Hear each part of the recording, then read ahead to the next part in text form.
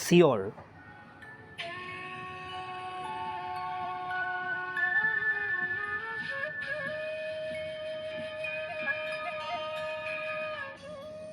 কিন্তু পানীখিনি ক'লৈ গ'ল? চিনাকি সোৱণশিৰিখন শুকাই গৈ ঘহনি খাই খাই মিহি হৈ পৰা শিলবোৰৰ মাজেৰে জিৰি জিৰিকৈহে বৈ আছেচোন।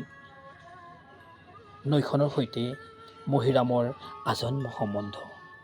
এই নৈৰ সতে উমলিয়েই মহিৰাম ডাঙৰ হৈছে। নৈখনে কেতিয়াবা মহিধৰৰ মাটিডৰা পলস পেলাই সাৰুৱা কৰিছে, কেতিয়াবা আকৌ পাটগাভৰু পথাৰখন ভদীয়া বানে মহতিয়াই নিছে। হ'লেও মহিধৰৰ নৈখনৰ প্ৰতি খংৰাগ নাই। কোনোবা বছৰ যদি মহিধৰৰ গুটি ধানৰ ভঁৰালটো খালী হৈ ৰৈছে, ফিৰিবাৰ আকৌ ভঁৰালত ধান থবলৈ জেগাৰ নাটনি হৈছে। সৰুতে দেউতাকক হেৰুওৱা মহিধৰৰ ৪ৰ্থ শ্ৰেণীলৈকে পঢ়ি স্কুল এৰিলে।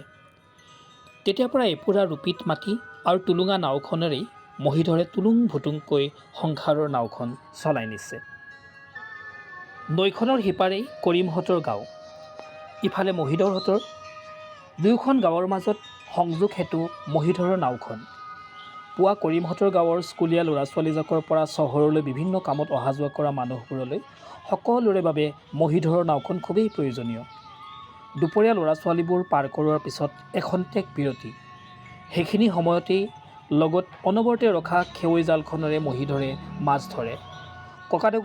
ককা দেউতাকহঁতৰ দিনত হেনো সোৱণশিৰিত হৰেক ৰকমৰ মাছ উঠিছিল।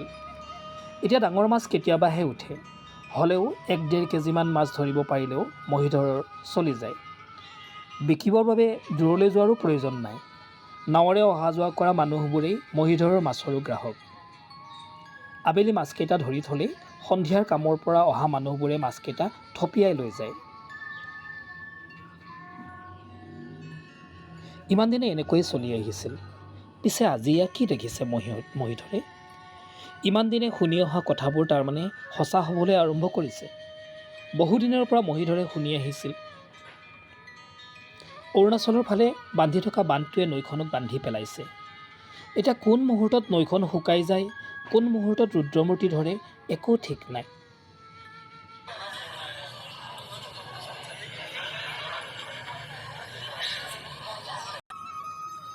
কাৰোবাৰ চিঞৰ-বাখৰ শুনি মহিধৰে সন্মুখলৈ চালে।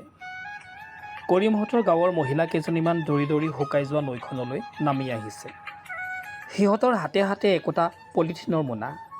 চিঞৰ-বাখৰ কৰি সিহঁতে পানীৰ পৰা কিবা বুটলিছে। কি বুটলিছে সিহঁতে? নজৰুলৰ ঘৈণীয়েকৰ হাতত সেইটো দেখোন ডাঙৰ বৰালি মাছ এটা। মহিধৰে এতিয়াহে ভালকৈ লক্ষ্য কৰিলে। জিৰ জিৰকৈ বৈ থকা পানীৰ মাজে মাজে পিঠিবোৰ উলিয়াই অজস্ৰ মাছে চটপটাইছে। মটীয়া ৰঙৰ শিলবোৰৰ মাজে মাজে বগা বগা অলেখ মাছ। লাহে লাহে মাছ ধৰা মানুহৰ সংখ্যা বাঢ়িছে। মহিধৰৰ গাঁৱৰ মানুহবোৰো খবৰ পাই মাছ ধৰিবলৈ আহিছে।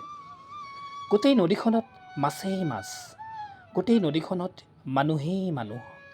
মাছ পোৱাৰ ফূৰ্তিত মানুহবোৰে হাঁহি খিকিন্দালি কৰিছে। ডেকা ল'ৰাবোৰে কিৰিলিয়াইছে।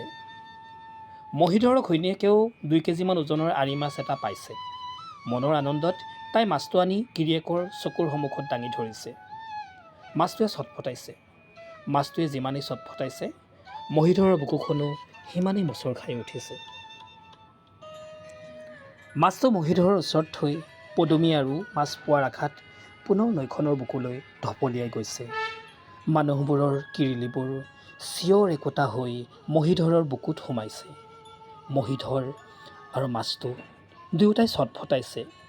মহিধৰৰ এনে লাগিল যেন সি নিজেও এটা মাছত পৰিণত হৈছে, হাইলাখ ঘৈণীয়েকে ধৰাটোৰ দৰে। প্ৰিয় শ্ৰোতা বন্ধুসকল, আমাৰ আজিৰ এই গল্পটো ইমানতেই সামৰণি পৰিছে। অনুগ্ৰহ কৰি এনেকুৱা গল্প শুনিবৰ বাবে আপোনালোকে আমাৰ চেনেলটো ছাবস্ক্ৰাইব কৰিব আৰু লগতে বেল আইকনটো দবাই দিব। নমস্কাৰ।